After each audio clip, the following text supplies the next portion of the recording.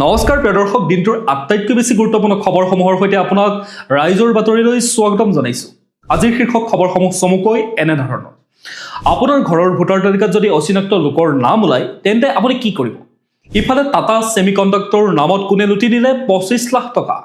ছাত্ৰৰ বাবে চৰকাৰৰ ডাঙৰ উপহাৰৰ লগতে শ্ৰমিকসকলৰ বাবে মুখ্যমন্ত্ৰীৰ 5,000 টকাৰ বিহুৰ উপহাৰ ঘোষণা। জুবিন গাৰ্গৰ পৰিয়ালৰ চকুৰ পানী হত্যাৰ ন্যায় বিচাৰি মুখ্যমন্ত্ৰীক কি অনুৰোধ জনালে জুবিনৰ পৰিয়ালে? একে সময়তে মৰাণত উদ্ধাৰ হোৱা লাখ লাখ টকাৰ আঁৰত কোন নিষিদ্ধ সংগঠনৰ হাত আছে? আজিৰ দিনটোৰ প্ৰতিটো খবৰ বিতংভাৱে জানিবলৈ ভিডিঅ'টো আপুনি শেষলৈকে চাব লাগিব। ভিডিঅ'টো এটা লাইক, চেনেলটো ছাবস্ক্ৰাইব আৰু কমেণ্টত আপোনাৰ মতামত দিবলৈ নাপাহৰিব।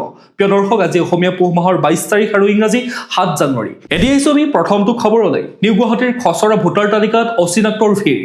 নিজৰ ঘৰতে বহিৰাগতক দেখি চকু কপালত উঠিছে থলগিৰিৰ। নিৰ্বাচন আয়োগে শেহতীয়াকৈ প্ৰকাশ কৰা ভোটাৰ তালিকাৰ বিশেষ সংশোধনীৰ খচৰাই এতিয়া ৰাজ্যজুৰি তীব্ৰ চাঞ্চল্যৰ সৃষ্টি কৰিছে। বিশেষকৈ গুৱাহাটী মহানগৰীৰ নিউ গুৱাহাটী সমষ্টিৰ অন্তৰ্গত কিছুমান পৰিয়ালৰ ভোটাৰ তালিকাত তেওঁলোকৰ অজ্ঞাতেই কেইবাজনো অচিনাক্ত লোকৰ নাম অন্তৰ্ভুক্ত হোৱা ঘটনাই নিৰ্বাচনী প্ৰক্ৰিয়াৰ স্বচ্ছতাক লৈ ডাঙৰ প্ৰশ্নচিহ্ন থিয় কৰাইছে। দীঘলীপুখুৰীৰ মহম্মদ তৈবুল্লা পথৰ বাসিন্দা মুনিন চৌধুৰী 44 নম্বৰ ঘৰৰ খচৰা ভোটাৰ তালিকাত দেখা গৈছে যে এক অদ্ভুত দৃশ্য। তেওঁৰ পৰিয়ালৰ 8গৰাকী সদস্যৰ লগত হঠাৎ যোগ দিছে 6জন অচিনাকি লোক। টিংকু প্ৰসাদ, ৰিংকু প্ৰসাদ আৰু নেহা চাহৰ দৰে নামবোৰ কেনেকৈ তেওঁৰ পৰিয়ালত সোমাল তাক লৈ চৌধুৰী আচৰিত হৈ পৰিছে। তেওঁ জানিবলৈ দিয়া মতে বিএলৈ আহি সকলো তথ্য তন্নতন্নকৈ পৰীক্ষা কৰাৰ পিছতো এই ভয়ংকৰ বিসংগতি কেনেকৈ ৰৈ গ'ল সেয়া এক ৰহস্যৰ বিষয়। একেদৰে একেটা পথৰে 15 নং ঘৰৰ কাজী নেকিব আহমেদৰ ঘৰতো 3জন অচিনাক্ত লোকৰ নাম সোমাই পৰিছে। আহমেদে ক্ষোভ প্ৰকাশ কৰি কয় যে আমাৰ ঘৰত কোনোদিনে কোনো ভাড়াতীয় থকা নাই। তেনেস্থলত ৰাজেশ কুমাৰ বা আফনান ৰচুনৰ দৰে নামবোৰ ক'ৰ পৰা আহিল? এয়া এক সুপৰিকল্পিত ষড়যন্ত্ৰ নেকি? নিৰ্বাচনী ব্যৱস্থাৰ বিসংগতি নে গাফিলতি? এই ঘটনাই এক প্ৰশ্ন উত্থাপন কৰিছে। এইটো কেৱল কাৰিকৰী ভুল নে ইয়াৰ আঁৰত কোনো গভীৰ ৰাজনৈতিক বা জনগাঁথনিগত পৰিৱৰ্তনৰ চেষ্টা চলিছে? বিএলৈ ঘৰে ঘৰে গৈ তথ্য সংগ্ৰহ কৰাৰ পিছতো এনেধৰণৰ ভুল হোৱাটোৱে নিৰ্বাচন আয়োগৰ তলতীয়া বিষয়া কৰ্মচাৰীৰ দায়িত্ববোধৰ অভাৱকে সূচায়।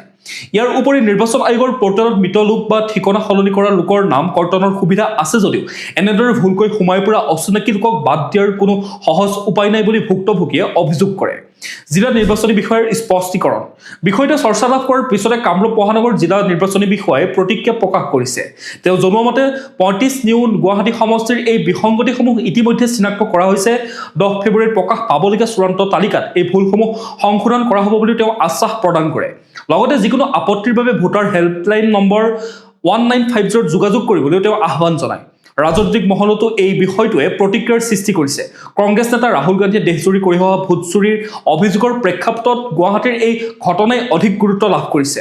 সচেতন মহলে মত প্ৰকাশ কৰিছে, যদিহে মহানগৰীৰ বুকুতে এনে ঘটনা ঘটে তেন্তে দুৰ্গম অঞ্চলসমূহৰ অৱস্থা কি হ'ব পাৰে।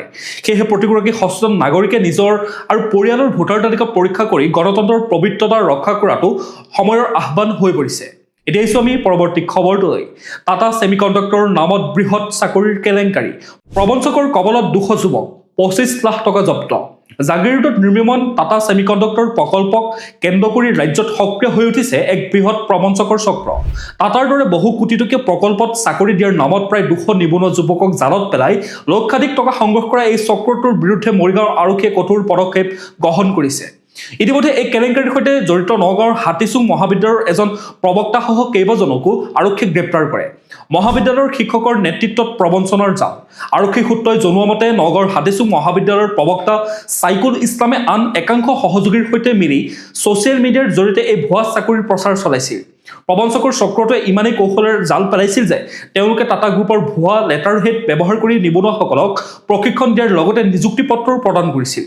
প্ৰবঞ্চনাৰ পদ্ধতি আছিল এনেধৰণৰ। প্ৰথম পৰ্যায়ত প্ৰশিক্ষণৰ নামত প্ৰতিজন প্ৰাৰ্থীৰ পৰা 5,000 টকাকৈ সংগ্ৰহ কৰা হৈছিল। দ্বিতীয় পৰ্যায়ত চূড়ান্ত নিযুক্তি পত্ৰ দিয়াৰ নামত 20ৰ পৰা 30,000 টকাকৈ সংগ্ৰহ কৰা হয়। আদালতৰ নিৰ্দেশত 25 লাখ টকাৰ একাউণ্ট জব্দ কৰা হয়।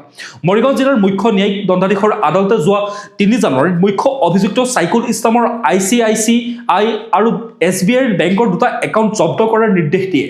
এই একাউণ্ট দুটাত আৰক্ষীয়ে প্ৰায় 24,95,000 টকা উদ্ধাৰ কৰিছে। ভাৰতীয় ন্যায় সংহিতা অৰ্থাৎ BNSৰ 107 নং ধাৰাৰ অধীনত এই একাউণ্টসমূহ এটেচ কৰা হৈছে। উল্লেখযোগ্য যে টাটাৰ নামত এইটোৱেই প্ৰথম প্ৰবঞ্চনা নহয়। যোৱা বছৰ অক্টোবৰ মাহতো টাটা কৰ্তৃপক্ষই এটা 9 পৃষ্ঠাৰ ভুৱা নিযুক্তি বিজ্ঞাপনৰ বিৰুদ্ধে এজাহাৰ দাখিল কৰিছিল। আনকি যোৱা নৱেম্বৰত গোলাঘাটৰ আব্দুল ছামিম নামৰ এজন ব্যক্তিকো কলকাতাৰ সংযোগ ব্যৱহাৰ কৰি এনে প্ৰবঞ্চনা কৰাৰ অভিযোগতো গ্ৰেপ্তাৰ কৰা হৈছিল। সাৱধান হৈ থাকিব আপোনালোক। এতিয়া আছো আমি পৰৱৰ্তী খবৰটোলৈ। অসম ত্ৰিপুৰাত ধৃত 11 জেহাদীৰ জেৰা আৰম্ভ নিয়াৰ। বহিৰাজ্যৰ আৰক্ষীও আহিব পাৰে গুৱাহাটীলৈ। অসম আৰক্ষীৰ বিশেষ শাখা STFৰ অভিযানত গ্ৰেপ্তাৰ হোৱা 11জন সন্দেহযুক্ত সন্ত্ৰাসবাদীৰ বিৰুদ্ধে এতিয়া তদন্ত অধিক ক্ষিপ্ৰতৰ হৈ পৰিছে। সোমবাৰৰ পৰা গুৱাহাটীত ৰাষ্ট্ৰীয় তদন্তকাৰী সংস্থা চমুকৈ NIAৰ উচ্চ পদস্থ বিষয়াসকলেও ধৃত জেহাদীকেইজনক মাৰাথন জেৰা আৰম্ভ কৰিছে। উল্লেখযোগ্য যে যোৱা 29 ডিচেম্বৰত অপাৰেশ্যন প্ৰঘাতৰ অধীনত অসম আৰু ত্ৰিপুৰাৰ পৰা এইসকলক আটক কৰা হৈছিল। আৰক্ষী সূত্ৰই সদৰি কৰা মতে এই তদন্ত কেৱল NIAতে সীমাবদ্ধ নাথাকে। আগন্তুক দিনত মহাৰাষ্ট্ৰ, অন্ধ্ৰপ্ৰদেশৰ দৰে ৰাজ্যৰ তদন্তকাৰী সংস্থাও গুৱাহাটীলৈ আহি তেওঁলোকক জেৰা কৰাৰ সম্ভাৱনা আছে। ইয়াৰ পৰা স্পষ্ট হৈ গৈছে যে এই উগ্ৰপন্থী নেটৱৰ্কটো কেৱল উত্তৰ পূৰ্বাঞ্চলেই নহয়, বৰঞ্চ দেশৰ বিভিন্ন প্ৰান্তলৈ বিয়পি থকাৰ এক গভীৰ আশংকা আছে। গ্ৰেপ্তাৰ হোৱা অভিযুক্তসকল ক্ৰমে 11 জনৰ ভিতৰত 10 জন হৈছে অসমৰ। তেওঁলোক হৈছে নাছিম উদ্দিন ওৰফে তমিম, জুনাব আলী, আফৰাহিম হুছেইন, মিজানুৰ ৰহমান, চুলতান মেহমুদ, মহম্মদ ছিদ্দিক আলী, ৰাছিদুল আলম, মহিবুল খান, শ্বাৰুখ হুছেইন, মহম্মদ দিলবাৰ ৰাজাক আৰু ত্ৰিপুৰাৰ জাগিৰ মিয়া। ডিজিটেল জেহাদ আৰু নিৰাপত্তাৰ ব্যৱস্থাৰ বিশ্লেষণ। STFৰ মুৰব্বী পাৰ্থ সাৰথী মহন্তই পূৰ্বে জনাইছিল যে এই উগ্ৰপন্থী গোটসমূহে বৰ্তমান ডিজিটেল জেহাদৰ আশ্ৰয় লৈছে। নিষিদ্ধ ঘোষিত জামাত উল মুজাহিদীন বাংলাদেশ আৰু ইমাম মাহমুদৰ কাফিলাৰ দৰে সংগঠনৰ সৈতে ইয়াৰ সম্পৰ্ক আছে। তেওঁলোকে এনক্ৰিপ্টেড ডিজিটেল প্লেটফৰ্মৰ জৰিয়তে যুৱক-যুৱতীসকলক মৌলবাদৰ প্ৰতি আকৰ্ষিত কৰি আহিছে। প্ৰথম কথা, এইটো কেৱল স্থানীয় সমস্যা নহয়, বৰঞ্চ ই এক আন্তঃৰাষ্ট্ৰীয় সন্ত্ৰাসবাদীৰ জাল। বাংলাদেশ ভিত্তিক সংগঠনসমূহ অসম তথা উত্তৰ পূৰ্বাঞ্চলৰ চৰণীয়া পথাৰ কৰি লোৱাৰ যি প্ৰচেষ্টা, সেয়া নিৰাপত্তা সংস্থাৰ বাবে এতিয়া এক ডাঙৰ প্ৰত্যাহ্বান হৈ পৰিছে। অপাৰেশ্যন প্ৰঘাতৰ প্ৰথম পৰ্যায় সমাপ্ত হৈছে যদিও পৰৱৰ্তী পৰ্যায়ত আৰু অধিক ভয়ংকৰ তথ্য পোহৰলৈ অহাৰ সম্ভাৱনা আছে। নিৰাপত্তা সংস্থাসমূহে বৰ্তমান এই গোটসমূহৰ পুঁজিৰ উৎস অৰ্থাৎ ফাণ্ডিং চেনেল আৰু স্লিপাৰ চেলসমূহৰ সন্ধানত অভিযান অব্যাহত ৰাখিছে। এতিয়া আছো আমি পৰৱৰ্তী খবৰটোলৈ। ছাত্ৰসকলৰ বাবে চৰকাৰৰ বিশেষ উপহাৰ। নিযুত বাবু আঁচনিৰ আবেদন প্ৰক্ৰিয়া আৰম্ভ। মাহিলী পাব 2000কৈ টকা। ৰাজ্যৰ উচ্চ শিক্ষাৰ্থী ছাত্ৰসকলৰ বাবে এক সুখবৰ আছে। নিযুত মইনা আঁচনিৰ অভূতপূৰ্ব সফলতাৰ পিছত এইবাৰ অসম চৰকাৰে আৰম্ভ কৰিছে মুখ্যমন্ত্ৰী নিযুত বাবু আঁচনি। মঙলবাৰে উচ্চ শিক্ষা বিভাগে এই নতুন আৰ্থিক সাহায্য আঁচনিখনৰ বাবে যোগ্য ছাত্ৰসকলৰ বাবে পৰা আবেদন জনাইছে। মূলত আৰ্থিকভাৱে পিছপৰা পৰিয়ালৰ ছাত্ৰসকলক উচ্চ শিক্ষাত উৎসাহিত কৰা আৰু ড্ৰপ আউট অৰ্থাৎ শিক্ষা আধাতে এৰা ৰোধ কৰাই এই আঁচনিৰ মুখ্য উদ্দেশ্য। আঁচনিৰ বিৱৰণ আৰু আৰ্থিক সাহায্যৰ পৰিমাণ জানি লওক।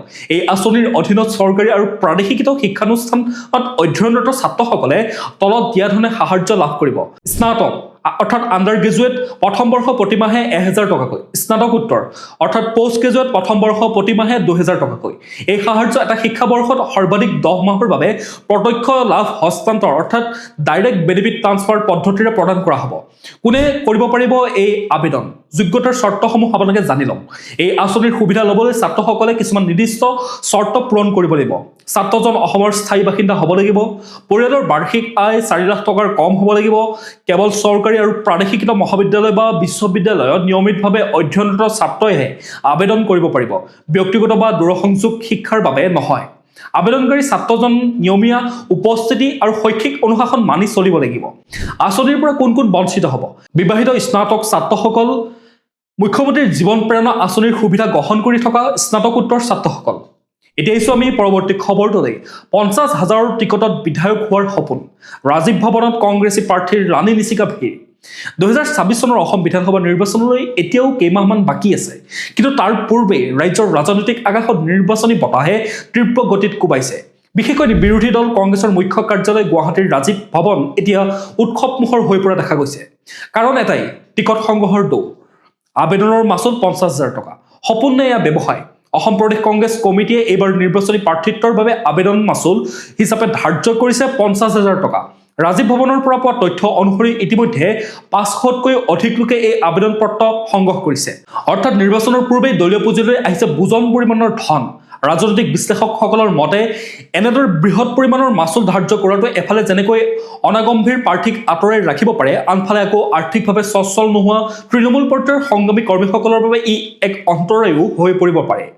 100 আসনৰ বাবে 500ৰো অধিকৰ দাবীদাৰ। এপিচিচিৰ সভাপতি গৌৰৱ গগৈয়ে ইতিমধ্যে স্পষ্ট কৰি দিছে যে 126খন আসনৰ ভিতৰত কংগ্ৰেছে 100খন আসনত প্ৰতিদ্বন্দ্বিতা কৰিব আৰু বাকী 26খন আসন মিত্ৰ দলক এৰি দিব। এই 100খন আসনৰ বিপৰীতে 500ৰো অধিক লোকে আগ্ৰহ দেখুওৱাটোৱে দলটোৰ ভিতৰচৰাৰ তীব্ৰ প্ৰতিযোগিতাক প্ৰতিফলিত কৰিছে। সোমবাৰে আনুষ্ঠানিকভাৱে 5জন লোকে তেওঁলোকৰ আবেদন দাখিল কৰিছে। ইয়াৰ ভিতৰত আছে বিপুল গগৈ টিংখং, গুণকান্ত গগৈ ডিগবৈ, ৰঞ্জিতা পেগু জোনাই, আবু তাহিৰ আলী বেপাৰী ধুবুৰী, আমানুল ইছলাম গোৱালপাৰাৰ পূব। কংগ্ৰেছৰ প্ৰতি থকা এই ভিৰক দুটা ধৰণে চাব পাৰি। প্ৰথমতে ই দলটোৰ প্ৰতি মানুহৰ আস্থা বৃদ্ধি হোৱাৰ ইংগিত দিব পাৰে। দ্বিতীয়তে ই প্ৰমাণ কৰে যে টিকটৰ বাবে বিসম্বাদ হোৱাৰ সম্ভাৱনাও সমানেই বেছি, কাৰণ এজন প্ৰাৰ্থীক বাছনি কৰিলে বাকী কেইবাজনো অসন্তুষ্ট হোৱাৰ স্থল থাকে। ইয়াৰ উপৰি কেৱল 50,000 টকাৰ ডিমাণ্ড ড্ৰাফ্ট জমা দিলেই যোগ্য প্ৰাৰ্থী ওলাই আহিব পাৰে জানো? এই প্ৰশ্নটো এতিয়া ৰাজনৈতিক মহলত গুৰুত্ব লাভ কৰিছে। দলটোৰ কোষাধ্যক্ষ হেমহৰি পেগুৱে সদৰি কৰা মতে অহা 20 জানুৱাৰীলৈকে প্ৰাৰ্থিত্ব প্ৰত্যাশীসকলে আবেদন পত্ৰ জমা দিব পাৰিব। অনলাইন আৰু অফলাইন দুয়োটা মাধ্যমতে এই প্ৰক্ৰিয়া অব্যাহত থাকিব। এতিয়া আহিছোঁ আমি পৰৱৰ্তী খবৰটোলৈ। মৰাণত নাপিতৰ ঘৰত 14,50,000 নগদ ধন উদ্ধাৰ। নিষিদ্ধ সংগঠনৰ সৈতে সম্পৰ্কৰ সন্দেহ, বিৰজু ঠাকুৰ গ্ৰেপ্তাৰ।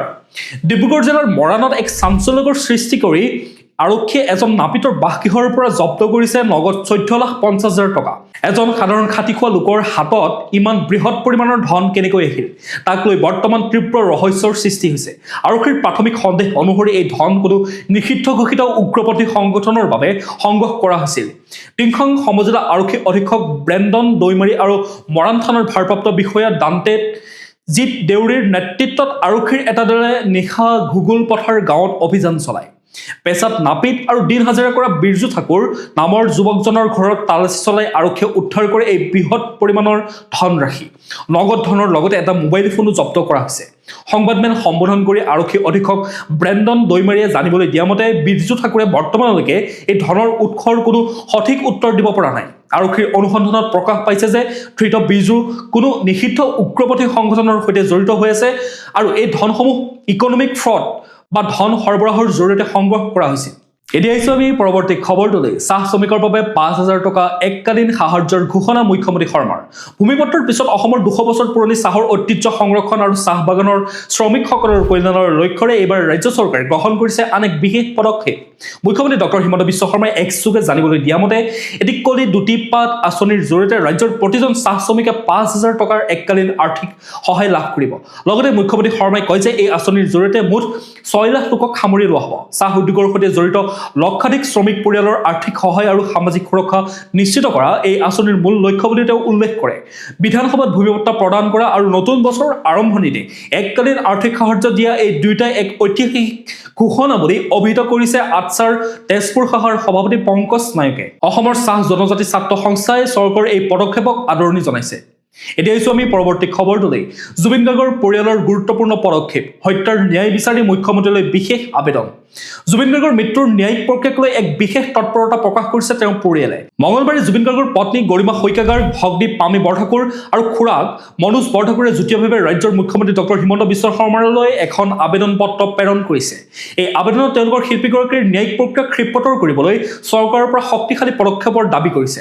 মুখ্যমন্ত্ৰীলৈ প্ৰেৰণ কৰা পত্ৰখনত উল্লেখ কৰা হৈছে যে যোৱা 19 ছেপ্টেম্বৰ 2025 19 ছেপ্টেম্বৰ তাৰিখে অৰ্থাৎ ঘটা সেই শোকাবহ ঘটনাই পৰিয়ালটোক সৰ্বশান্ত কৰি পেলাইছে। পত্ৰখনত আটাইতকৈ চাঞ্চল্যকৰ তথ্যটো হ'ল যে আৰক্ষীৰ বিশেষ তদন্তকাৰী দল অৰ্থাৎ SIT ডাখিল কৰা চাৰ্জশ্বিটত জুবিন গাৰ্গৰ মৃত্যুৰ সন্দৰ্ভত হত্যা শব্দটো স্পষ্টভাৱে সংযোগ কৰা হৈছে। বহুতো সাক্ষ্য আৰু প্ৰমাণৰ আধাৰত দাখিল কৰা এই চাৰ্জশ্বিটৰ পাছত এতিয়া আদালতত ন্যায়িক শুনানি আৰম্ভ হৈছে। পৰিয়ালৰ দুটা মুখ্য দাবী, ন্যায়িক যুঁজখন অধিক শক্তিশালী কৰিবলৈ পৰিয়ালে মুখ্যমন্ত্ৰীৰ ওচৰত দুটা বিশেষ অনুৰোধ জনায়। এটা, বিশেষ চৰকাৰী অধিবক্তাৰ দল অৰ্থাৎ স্পেচিয়েল পাব্লিক প্ৰচিকিউটৰ টীম গঠন। অভিযুক্ত পক্ষই দেশৰ আগশাৰী আৰু অভিজ্ঞ অধিবক্তা নিয়োগ কৰিছে, গতিকে তেওঁলোকৰ বিৰুদ্ধে যুঁজিবলৈ চৰকাৰী পক্ষৰ পৰাও এজন অতি অভিজ্ঞ জ্যেষ্ঠ অধিবক্তাৰ নেতৃত্বত এটা স্পেচিয়েল পাব্লিক প্ৰচিকিউটৰ টীম গঠন কৰিব লাগে। 2, বিশেষ আদালতৰ ব্যৱস্থা স্পেচিয়েল কোৰ্ট এই গোচৰটোত প্ৰায় ৩৯৪ গৰাকী সাক্ষী আছে সাধাৰণ আদালতত ইমান সংখ্যক সাক্ষীৰ সাক্ষ্য গ্ৰহণ কৰি ৰায় প্ৰদান কৰিবলৈ কেইবা দশকৰ প্ৰয়োজন হ'ব পাৰে সেয়েহে ন্যায়িক প্ৰক্ৰিয়াটো দ্ৰুতগতিত চলাই নিবলৈ এখন বিশেষ আদালতৰ গঠনৰ বাবে উচ্চ ন্যায়ালয়ত আবেদন জনাবলৈ মুখ্যমন্ত্ৰীক আহ্বান জনোৱা হৈছে পৰিয়ালৰ সদস্যসকলে পত্ৰখনত উল্লেখ কৰিছে যে জুবিন গাৰ্গে সময়মতে সঠিক ন্যায় পাবই লাগিব অন্যথা ন্যায়ৰ ব্যৱস্থাৰ প্ৰতি সাধাৰণ ৰাইজৰ আস্থা হেৰাই যাব পাৰে তেওঁলোকে ন্যায়িক ব্যৱস্থাৰ ওপৰত সম্পূৰ্ণ বিশ্বাস ৰাখি আইনৰ গণ্ডিৰ ভিতৰত থাকি চৰকাৰক সকলো ধৰণৰ সহযোগিতা আগবঢ়োৱাৰ প্ৰতিশ্ৰুতি দিয়ে মুখ্যমন্ত্ৰীয়ে ইতিপূৰ্বে ন্যায় প্ৰদান দিয়া আশ্বাসক বাস্তৱায়িত কৰিবলৈ এতিয়া পৰিয়ালে চৰকাৰৰ পৰা এক শক্তিশালী আইনী পদক্ষেপৰ অপেক্ষাত আছে এতিয়া জানি লওঁ আহক আজিৰ দিনটোৰ বতৰৰ বতৰা ভাৰতীয় বতৰ বিজ্ঞান কেন্দ্ৰৰ তথ্য অনুসৰি 7 জানুৱাৰী 2024 বুধবাৰৰ দিনটো অসমৰ আকাশ মূলতঃ পৰিষ্কাৰ থাকিব পুৱাৰ ভাগত ৰাজ্যৰ ঠায়ে ঠায়ে ঘন কুঁৱলী পৰাৰ সম্ভাৱনা আছে যাৰ ফলত দৃশ্যমানতা হ্ৰাস পাব পাৰে পিছত বেলা বহাৰ লগে লগে উজ্জ্বল ৰ'দ অহাৰো সম্ভাৱনা আছে কাইলৈৰ দিনটোৰ সৰ্বোচ্চ তাপমাত্ৰা 22 ডিগ্ৰী চেলছিয়াছ থাকিব আৰু ৰাতিৰ সৰ্বনিম্ন তাপমাত্ৰা 11 ডিগ্ৰী চেলছিয়াছ হোৱাৰ সম্ভাৱনা আছে সূৰ্যোদয় হ'ব পুৱা 6:12 আৰু সূৰ্যাস্ত হ'ব আবেলি 4:45 এতিয়া আহিছোঁ আমি ৰাষ্ট্ৰীয় গুৰুত্বপূৰ্ণ খবৰসমূহৰ মাজলৈ অন্ধ্ৰপ্ৰদেশৰ ONGC তেল কূপৰ ভয়ংকৰ অগ্নিকাণ্ড দ্বিতীয় দিনো অব্যাহত আছে বিস্ফোৰণ দিল্লী মুম্বাইৰ পৰা উপস্থিত বিশেষজ্ঞৰ দল অন্ধ্ৰপ্ৰদেশৰ কোনাচিয়া জিলাৰ তেল আৰু প্ৰাকৃতিক গেছ নিগম চমুকৈ ONGCৰ এটা কূপত মঙলবাৰে দ্বিতীয় দিনৰ বাবেও জুই আৰু বিস্ফোৰণ অব্যাহত আছে মালিকীপুৰম মণ্ডলৰ ইৰু সুমন্দা গাঁৱত অৱস্থিত এই মুৰি 5 নামৰ কূপটোত সোমবাৰে দুপৰীয়া সংঘটিত হোৱা এই অগ্নিকাণ্ডই সমগ্ৰ অঞ্চলটোতে তীব্ৰ আতংকৰ সৃষ্টি কৰিছে অগ্নি নিৰ্বাপনৰ বাবে ইতিমধ্যে মুম্বাই আৰু দিল্লীৰ পৰা ONGCৰ বিশেষ সংকট ব্যৱস্থাপনা দল ঘটনাস্থলীত উপস্থিত হয় সাংসদ হৰিশ মাথুৱে জনোৱা মতে পৰিস্থিতি অধিক জটিল হ'লে আমেৰিকা যুক্তৰাষ্ট্ৰৰ বিশেষজ্ঞৰো সহায় লোৱা হ'ব বুলি তেওঁ জনায় বৰ্তমান অগ্নি নিৰ্বাপক বাহিনীয়ে পানীৰ ছাতি অৰ্থাৎ ৱাটাৰ আমব্ৰেলা তৈয়াৰ কৰি জুইৰ উত্তাপ হ্ৰাস কৰিবলৈ চেষ্টা চলাই আছে যদিও গেছৰ অতিমাত্ৰা চাপৰ বাবে জুই সম্পূৰ্ণৰূপে নুমুৱাবলৈ সক্ষম হোৱা নাই এতিয়া আমি পৰৱৰ্তী খবৰটোলৈ প্ৰয়াগৰাজৰ ত্ৰিবেণী সংগমত মাঘ মেলাৰ শুভাৰম্ভ বসন্ত শীত নেওচি পৌষ পূৰ্ণিমাত 6,50,000 ভক্তৰ পবিত্ৰ স্নান গংগা যমুনা আৰু সৰস্বতীৰ পবিত্ৰ মিলনভূমি ত্ৰিবেণী সংগমত আৰম্ভ হৈছে আধ্যাত্মিকতাৰ মহামিলন মাঘ মেলা উত্তৰ প্ৰদেশৰ প্ৰয়াগৰাজত বসন্ত শীত আৰু ঘন কুঁৱলীক নেওচি দেশৰ বিভিন্ন প্ৰান্তৰ পৰা অহা লাখ লাখ ভক্তৰ উপস্থিতি এক অনন্য পৰিৱেশৰ সৃষ্টি কৰিছে পৌষ পূৰ্ণিমাৰ পবিত্ৰ স্নানৰ জৰিয়তে এই 44 দিনীয়া ধৰ্মীয় মহোৎসৱৰ আনুষ্ঠানিকভাৱে শুভাৰম্ভ ঘটে পুৱাৰে পৰা ভক্তৰ ৰাণী নিচিকা সুত প্ৰশাসনৰ তথ্য অনুসৰি পুৱাৰে পৰা ভক্তসকলে ত্ৰিবেণী সংগমত পবিত্ৰ স্নান কৰিবলৈ ভিৰ কৰে মেলা কৰ্তৃপক্ষৰ বিষয়া আৰু ঋষিৰাজে সদৰি কৰা মতে পুৱা 8 বজাৰ ভিতৰতে প্ৰায় 6,50,000 লোকে স্নান সম্পন্ন কৰে 44 দিন ধৰি চলিবলগীয়া এই মেলাত আগন্তুক দিনবোৰত ভক্তৰ সংখ্যা আৰু বৃদ্ধি হোৱাৰ সম্ভাৱনা আছে এইবাৰ ভক্তসকলৰ সুবিধাৰ বাবে প্ৰশাসনে 10,000 ফুট দীঘল স্নানৰ ঘাট নিৰ্মাণ কৰিছে যিটো যোৱা বৰ্ষত 8,000 ফুট আছিল মাঘ মেলা কেৱল এক ধৰ্মীয় অনুষ্ঠান নহয় ই ভাৰতীয় সংস্কৃতিৰ এক অবিচ্ছেদ্য অংশ ইয়াত দেশৰ বিভিন্ন প্ৰান্তৰ ভাষা সংস্কৃতিৰ মিলন ঘটে পৌষ পূৰ্ণিমাৰ পৰা আৰম্ভ হোৱা এই মেলাৰ গুৰুত্বপূৰ্ণ দিশটো হ'ল কল্পবাস য'ত ভক্তসকলে এমাহ ধৰি গংগাৰ পাৰত অতি সাধাৰণ জীৱন যাপন কৰে প্ৰশাসনে এইবাৰ ঘাটৰ দৈৰ্ঘ্য বৃদ্ধি কৰা আৰু নিৰাপত্তা ব্যৱস্থা অধিক আধুনিক কৰাটো বৃহৎ মানৱ সমাগম পৰিচালনাৰ ক্ষেত্ৰত এক ইতিবাচক পদক্ষেপ হিচাপে বিবেচিত হয় এতিয়া আমি খেল জগতৰ খবৰসমূহৰ মাজলৈ ৰাজ্যিক টাইকোৱাণ্ডোত সোণৰ পদক ৰঙাপাৰাৰ ৰশ্মিতা দাসৰ এইবাৰ লক্ষ্য দিল্লীৰ ৰাষ্ট্ৰীয় প্ৰতিযোগিতাৰ ক্ৰীড়া জগতত পুনৰ জিলিকি উঠিছে ৰঙাপাৰাৰ নাম গুৱাহাটীত অনুষ্ঠিত 40 সংখ্যক ৰাষ্ট্ৰীয় টাইকোৱাণ্ডো প্ৰতিযোগিতাৰ শ্ৰেষ্ঠত্ব অৰ্জন কৰি সোণৰ পদক আজুৰি আনিবলৈ সক্ষম হৈছে উদীয়মান কিশোৰী খেলুৱৈ ৰশ্মিতা দাসে এই সাফল্যৰ জৰিয়তে ৰশ্মিতাই কেৱল ৰঙাপাৰালৈ গৌৰৱ কঢ়িয়াই অনাই নহয় ৰাষ্ট্ৰীয় পৰ্যায়ৰ প্ৰতিযোগিতাৰ বাবেও যোগ্যতা অৰ্জন কৰিবলৈ সক্ষম হৈছে এতিয়া আমি আন্তঃৰাষ্ট্ৰীয় গুৰুত্বপূৰ্ণ খবৰসমূহৰ মাজলৈ ভেনিজুৱেলা সংকটক লৈ ৰাষ্ট্ৰসংঘত তীব্ৰ সংঘাত আমেৰিকাৰ কাৰ্যক গুণ্ডাগিৰি আখ্যা চীন ৰাছিয়াৰ সাৰ্বভৌমত্ব ৰক্ষাৰ আহ্বান গুটেৰেছৰ ভেনিজুৱেলাত আমেৰিকাৰ সামৰিক অভিযান আৰু ৰাষ্ট্ৰপতি নিকোলাছ মাডুৰক আটক কৰা প্ৰসংগই এতিয়া বিশ্বৰ ৰাজনীতি তোলপাৰ লগাই আছে এই সন্দৰ্ভত নিউয়ৰ্কত অনুষ্ঠিত ৰাষ্ট্ৰসংঘৰ সুৰক্ষা পৰিষদৰ জৰুৰীকালীন বৈঠকত বিশ্বৰ শক্তিধৰ ৰাষ্ট্ৰসমূহৰ মাজত তীব্ৰ মতানৈক্য পৰিলক্ষিত হোৱা দেখা যায় ৰাষ্ট্ৰসংঘৰ সচিব প্ৰধান এণ্টনিও গুটেৰেছে সকলো পক্ষকে ৰাষ্ট্ৰীয় সাৰ্বভৌমত্ব আৰু ভূখণ্ডৰ অখণ্ডতাৰ প্ৰতি সন্মান জনাবলৈ আহ্বান জনোৱা দেখা গ'ল মাডুৰক আদালতত হাজিৰ আৰু আমেৰিকাৰ স্থিতি সোমবাৰে নিউয়ৰ্কৰ আদালতত হাজিৰ কৰোৱা হয় ভেনিজুৱেলাৰ ৰাষ্ট্ৰপতি নিকোলাছ মাডুৰ আৰু তেওঁৰ পত্নী আদালতে তেওঁলোকক দোষী সাব্যস্ত কৰিব বিচাৰিলেও দুয়োৱে নিজকে নিৰ্দোষী বুলি দাবী কৰে। আনহাতে ৰাষ্ট্ৰসংঘত আমেৰিকাৰ প্ৰতিনিধি মাইকেল জি ৱাল্টছে কয় যে এয়া কোনো দেশৰ বিৰুদ্ধে যুদ্ধ নহয়, বৰং এয়া আছিল এজন নাৰ্কো সন্ত্ৰাসবাদীক কৰায়ত্ব কৰিবলৈ চলোৱা এক আইনী অভিযানহে। ইফালে চীন ৰাছিয়াৰ তীব্ৰ গৰিহণা। আমেৰিকাৰ এই পদক্ষেপক ৰাছিয়া আৰু চীনে কঠোৰ ভাষাৰে সমালোচনা কৰা দেখা যায়। ৰাছিয়াৰ প্ৰতিনিধি ভাছিলি এ নেবেনজে ইয়াক নব্য ঔপনিৱেশিকতাবাদ আখ্যা দি মাদুৰক তৎক্ষণাত মুকলি কৰি দিবলৈ দাবী জনায়। একেদৰে চীনে ইয়াক আমেৰিকাৰ একপক্ষীয় গুণ্ডাগিৰিমূলক কাৰ্য বুলি অভিহিত কৰি তীব্ৰ গৰিহণা দিয়ে। ভেনিজুৱেলাৰ প্ৰত্যাহ্বান, প্ৰাকৃতিক সম্পদৰ প্ৰতি লোভ। বৈঠকত ভেনিজুৱেলাৰ প্ৰতিনিধি চেমুৱেল মনকাৰাই আমেৰিকাৰ এই আগ্ৰাসনক আন্তঃৰাষ্ট্ৰীয় আইনৰ চৰম উলংঘা বুলি আখ্যা দিয়ে। তেওঁ কয় যে ৩ জানুৱাৰীৰ সশস্ত্ৰ আক্ৰমণৰ কোনো আইনী ভিত্তি নাছিল।